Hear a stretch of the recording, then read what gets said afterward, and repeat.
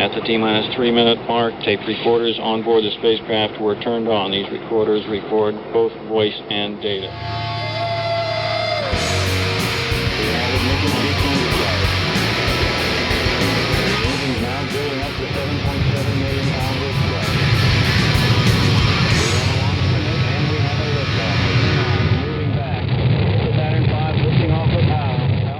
This is WOMM-LP operating out of Burlington, Vermont, 105.9 The Radiator. It's the Rocket Shop. I'm your host, Tom Proctor, and with me tonight is Lily Traviato, aka Princess Nostalgia. How's it going, Lily?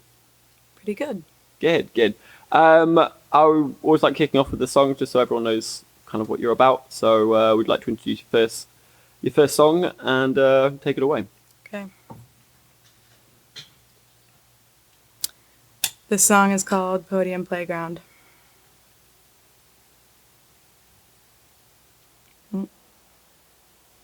Nothing.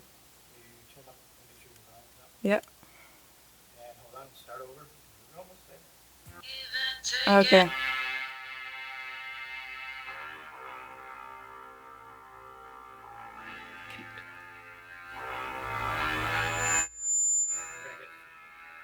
On the podium playground, we smile and nod, point fat fingers at false villains, mention our love for God, but behind closed doors we count our bills by the wad. We've kept the plebs so dumb they won't unfold our vicious plot.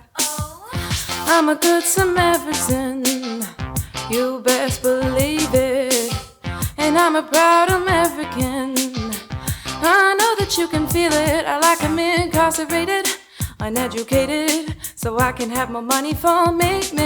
Stuff the bills in my pocket, buy a two-story yacht, and remind them that they're lucky to be free.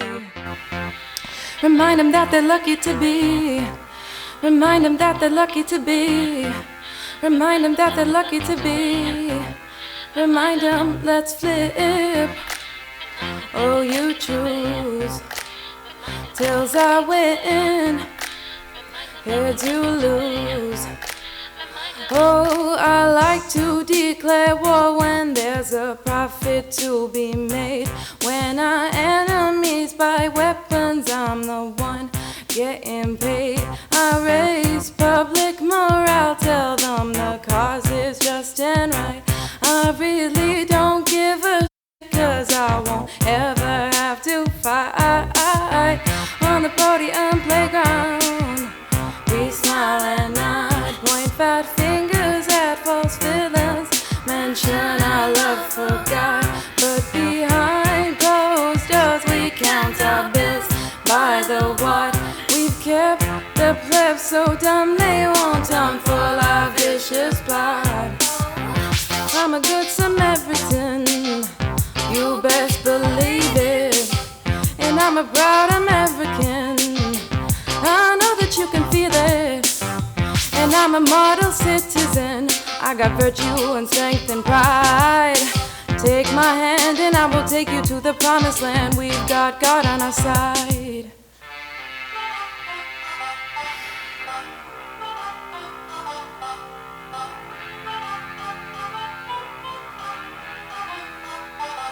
Let's flip. Oh, you choose. Tails I win, heads you lose. Oh, let's flip. Yeah, you choose. Tails I win, heads you lose. Let's flip. Yeah, you choose. Tails I win, heads you lose. Oh, let's flip. Yeah, you choose. Tails I win, heads you lose.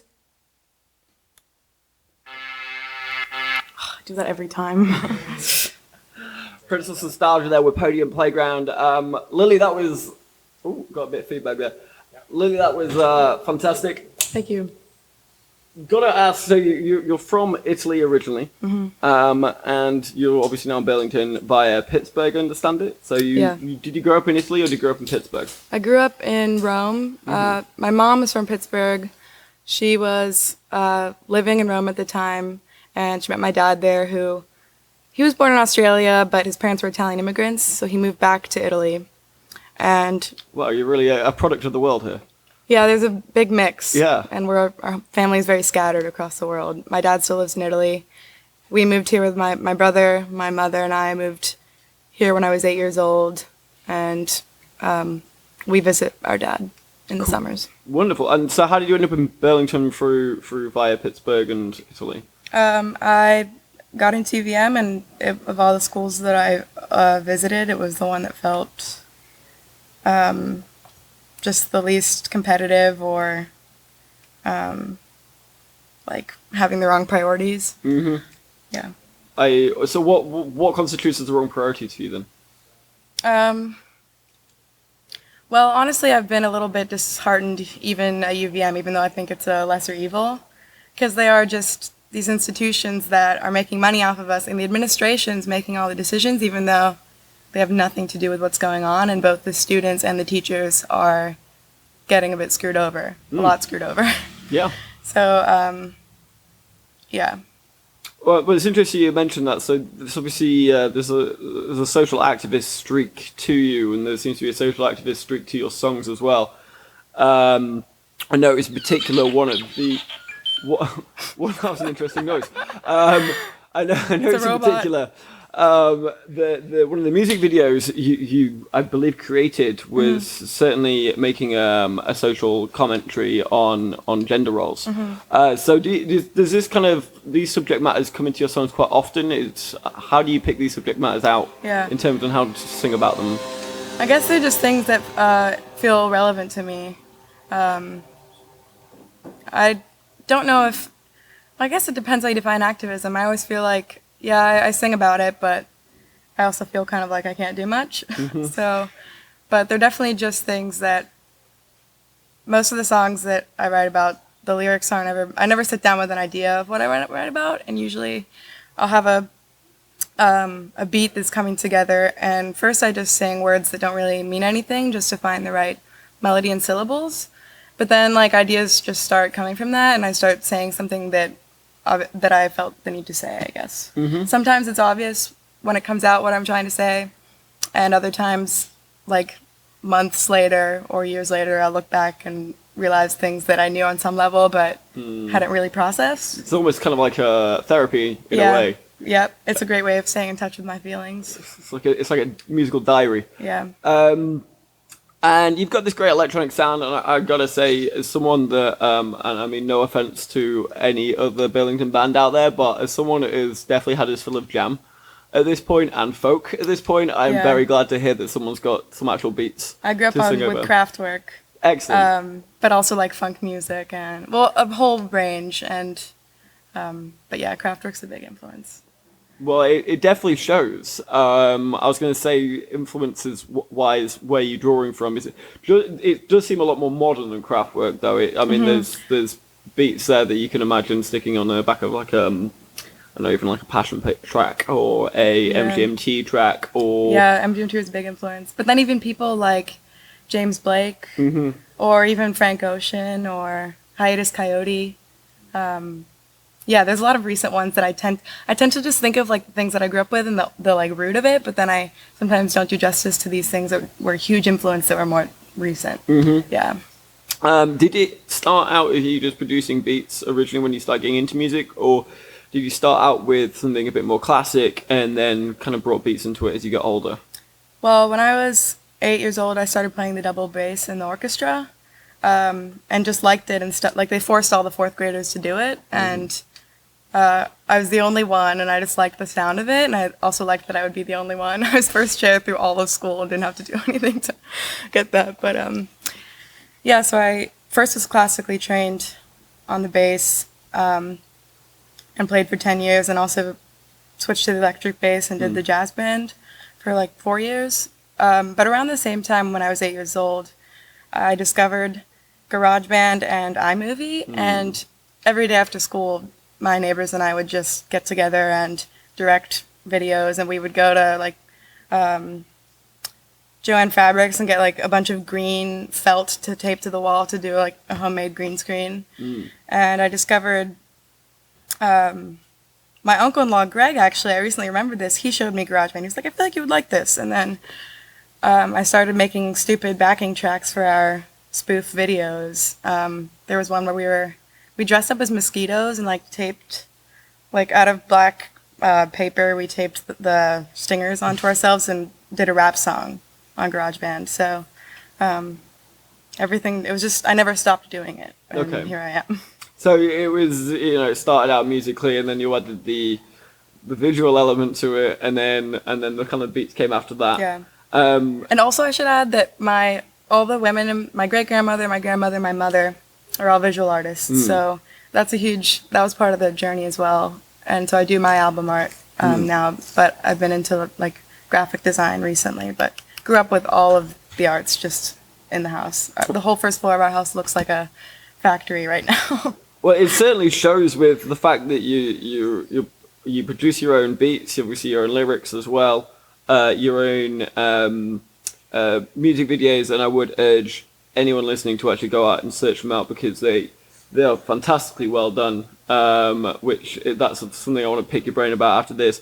And then, as you were mentioning, you do your own album artwork. Am I right in thinking you've also just create your own art, just generally speaking? Have you ever displayed it in a more public setting, or is it kind of more just for you? Just throughout my life, I've always been doing that and showing art at different opportunities and doing murals and stuff. In terms of you were mentioning you started out creating your own like spoof visual tracks or music videos. That's now, it seems to have developed into something quite mature. What kind of avenues are you exploring on that front? Do you just make it just for yourself, or do you make music videos for other people around town? Because they are really fantastically directed and produced. So I'm just kind of wondering. What do you mean for the people around town? I mean, there's a lot of bands out there, and you've got great talent. Make videos for other people. Oh, yeah. I just for myself. It's more like even having enough time at the end of the day. I have done it. I volunteered to help. I took a gap year before starting school. And when I was in Sydney, I got a job at this after-school program called School of Rock, and tried to teach really jumpy 8-year-olds how to play instruments, but it was mostly just babysitting them all day. Anyway, there was this really cool girl band there who were maybe in their senior year of high school, and we did a video. But it's usually just something that happens because I'm really excited about it and I'm invested in it, and yeah. How does the concept we were talking before about you got the one video that kind of challenges traditional gender roles. I saw one where it was almost Wes Anderson style kind of bathtub with the water running. How do you get the concept for the music videos? Is the musical video concept start first and then you attach a song to it, or is it the other way around? It's always the song first. And then, it happens different ways. Like the Lost and Found one, I'd had that idea going into it. The first idea that came to my mind was a scene of me as a pimp surrounded by my quote-unquote bitches. And then just went from there. And just listening to that song, it was like, to me, the perfect feeling for that. But then the Princess Nostalgia video was more, the words felt really just kind of like raw, just my feelings, like very true statements about this is who I am. And so the video was kind of just intended to be very raw, I guess. Okay. Well, I think we should probably listen to another track. But also a twinge of the absurd. Well, a little bit. Not too serious ever. Never too serious. I did notice that as well. Well, it's also kind of, in that sense, also kind of European. More than American, because Americans do cheesier stuff. Yeah, it was definitely a little bit off the wall. But we should definitely listen to another track of yours. As I'm trying to keep on the time. So once I figure out the right things to, or just get Bob to do it. If I don't kill myself on the way over. Okay, would you like to introduce the next track? Turn it on. We good? Okay. So, let's do Lost and Found. That's the gender reversal song. Oh, nope, that's not it. This is it. Lost and found, I've been up and I've been down. Give and take and lost and found. I've been up and I've been down. Ask me where I've been to: Paris, London, Rome, and Spain. Think I won't turn back? Well, baby, better think again. You say you don't believe me, boy, you better check your facts. Just sit yourself down, shut that mouth, and please let me relax.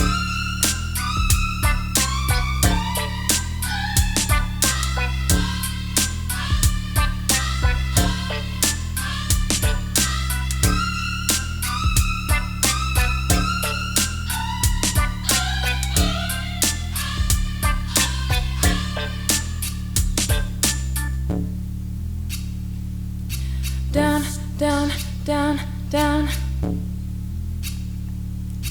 Down, down, down, down. Better think again. Better think again. Better think again. Better think again. Yes, I've been up and I've been down. Learned the way to calm myself down. Tabula rasa, my only master. Join the disaster. Tabula rasa, tabula rasa, tabula rasa. Join the disaster. Ask me where I've been to: Paris, London, Rome, and Spain. Think I won't turn back? Well, baby, better think again. You say you don't believe me, boy, you better check your facts. Just sit yourself down, shut that mouth, and please let me relax.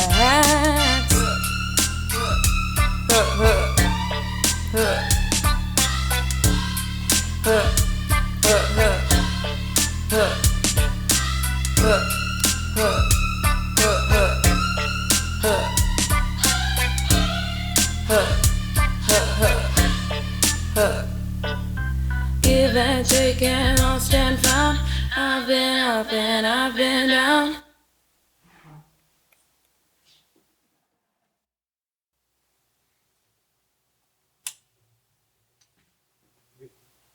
All right, Princess Nostalgia there with Lost and Found. So that song in particular, as we were mentioning before, is the video with the switched gender roles. So what are you saying particularly in that song with the lyrics and the video? What's the message behind it? So I'll start with the lyrics. The lyrics I wrote when so during my year off, I moved to Sydney by myself, and I had relatives in Melbourne and also some, not really my uncles, but close enough in Sydney. So I had some family there, but other than that, I was pretty much alone in a place that was unfamiliar, which was exciting, and a lot of serendipitous things happen if you just put yourself out there. And the only way to get to know a place is just to go do things. So a lot of just really amazing things happened during that time. And that song was just, I remember very shortly before I left, or very soon before I left, the friends that I'd made, we had dinner, and my friend Nick asked, let's go around and everyone say something they're thankful for. And I just said my freedom, especially because there's so many, to some people, the idea of an 18-year-old girl traveling the world on their own would be like unacceptable. Like for a lot of girls, that's not a reality.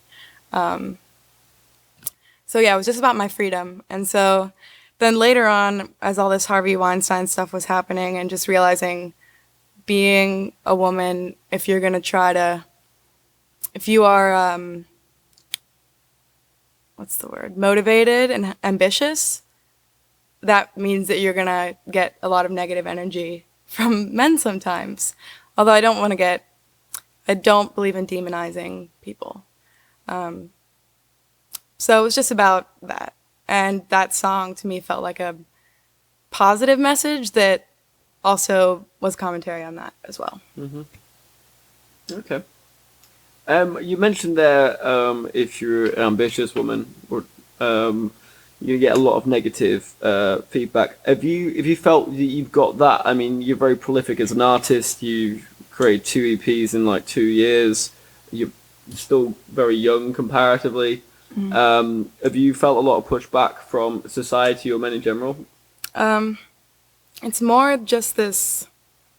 Well, I've become much more vocal about it, but initially most people assumed that I wasn't producing, and even now it's this strange phenomenon of the collaboration, especially in the hip hop scene, of people asking you, "Do you want to collaborate and sing on my beat?" But like, why would I want to do that when I'm putting in all this work to create my own thing from scratch? I have my own voice. I'm not just a singer. I'm not just a voice to be put, a female voice to be put on your beat. I'm not interested in that at all. And I think that being a young girl in that game means that you get a lot more of that assumption and a lot more of this kind of, and yeah, it's almost like a condescension sometimes. But again, I've gotten much better at just being straightforward about what I want and what I do.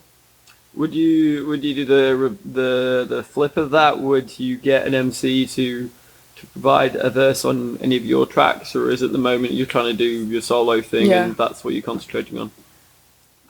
I've thought about it, and I definitely, hip hop is a big influence on my music. But I don't know. To be honest, I mean, it's not. I'm still open to doing it, but I've never really liked the structure of, like, that we hear, especially on like the big radio stations, of like a female singer and then like 3/4 of the way through someone just hops on and they have nothing in common and it's like a business deal. And that's the thing.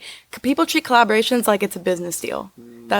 And that shocks me. It's so weird to me, but that's the norm these days. And people message you on social media acting like it's a transaction. And it's like, I don't even know you. We don't know if we have anything in common about our vision.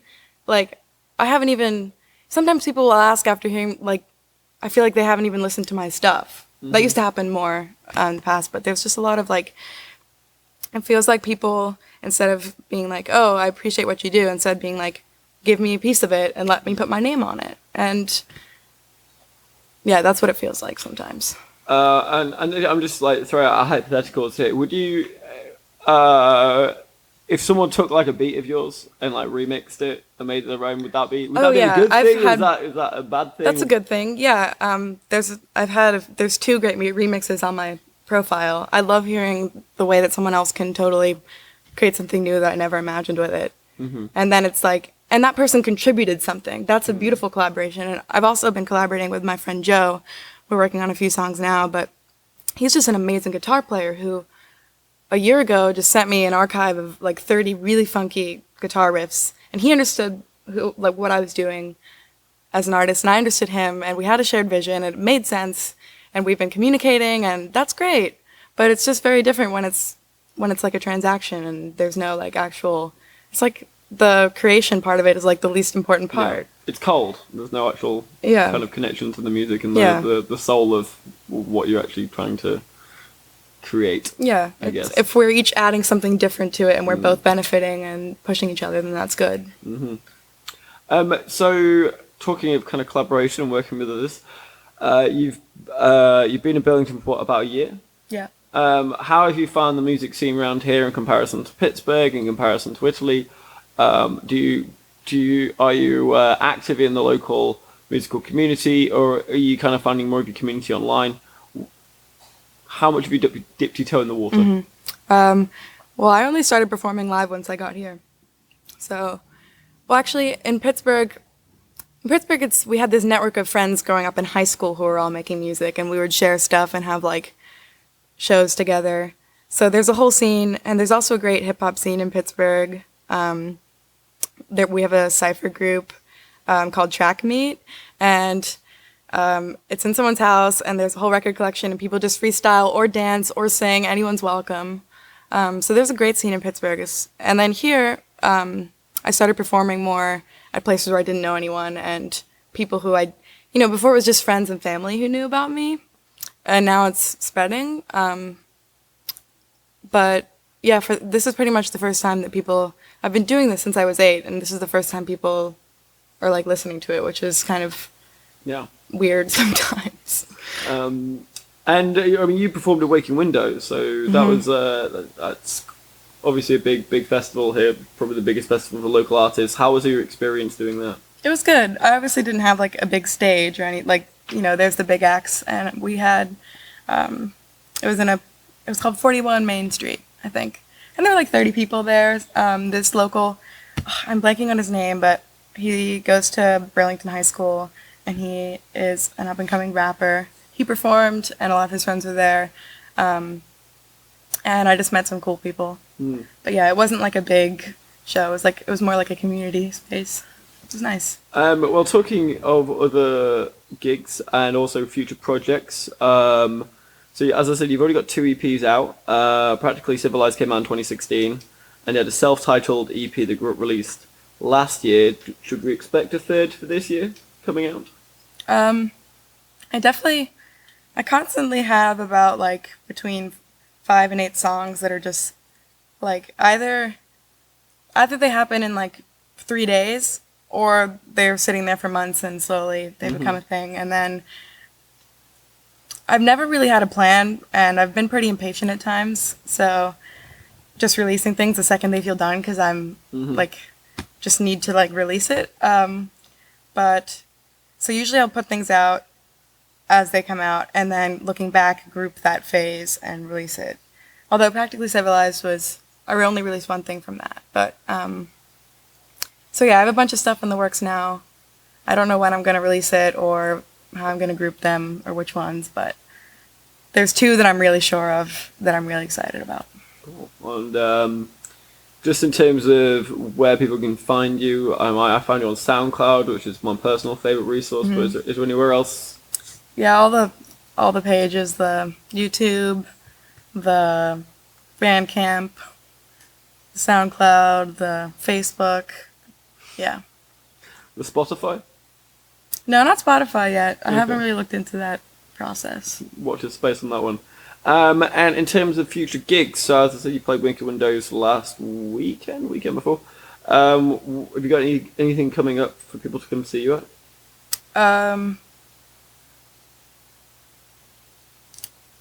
Nothing that's officially on the Okay. plans yet, but yeah. A few unofficial things in the a works. few ideas, yeah. All right. Okay. Well, we've got about time for about one more song. Thank you so much for coming in. I really appreciate it. I really actually wanted to see you Waking Windows, and I missed you by about 5 minutes, which is very frustrating. No worries. You can blame my roommate for that one because she was playing in a band at a gig across town. But yeah, very, very psyched that you came in. You're doing some fantastic things, and I can't wait to hear more music. So yeah, if you want to introduce your last song, and you can take it away. Sure. Gosh, which one?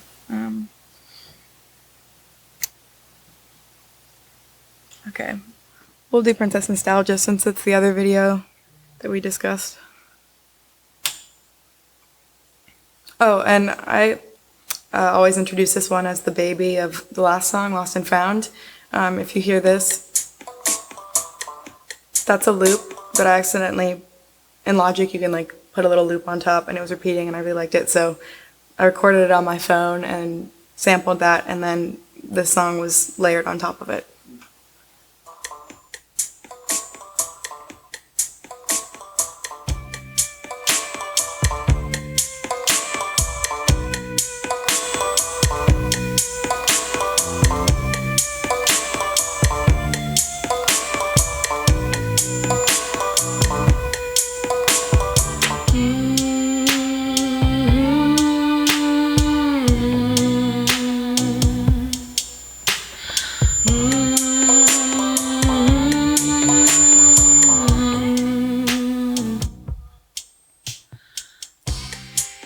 I want an eye for an eye, don't ask me why. I suppose I know that sometimes I like to cry. I love the feeling, losing track of time. I can't deny, I got no alibi. I like to cry. I got no alibi.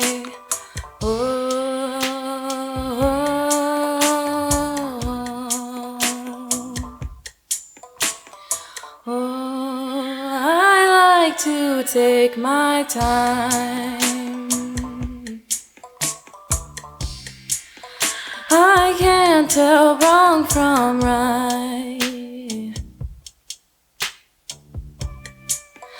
I'll never stop asking why.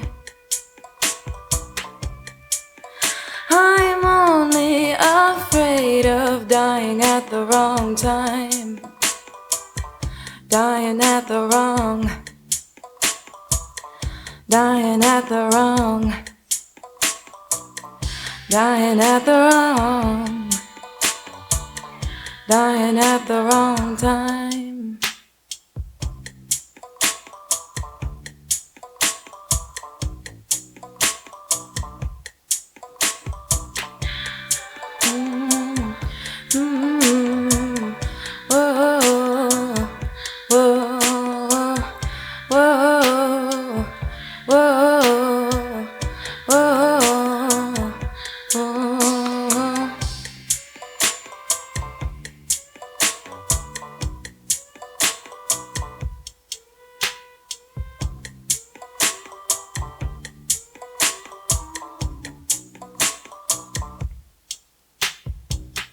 I don't ever wanna have to rely on any guy.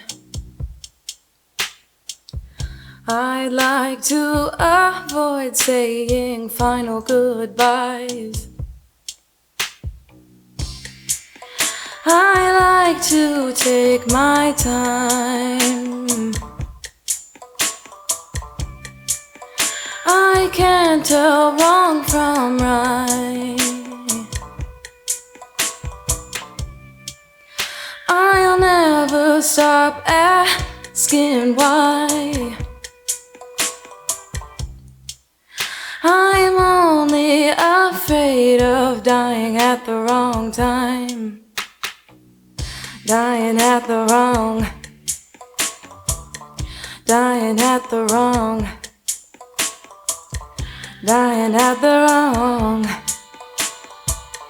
Dying at the wrong time.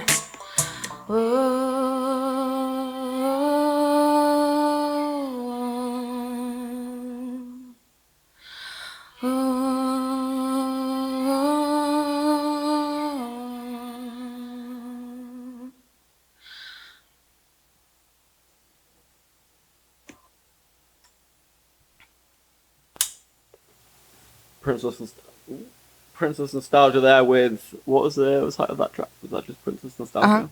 Self-titled track, Princess Nostalgia. Lily, thank you so much for coming in. Really appreciate it.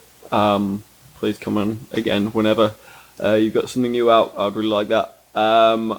Listen out for it on SoundCloud, Princess Nostalgia. I think you can just Google it, Bandcamp, and Facebook. Next week we've got Emma back coming and Senya Yit. I've been Tom Proctor. It's been The Rocket Shop. And now back to some music.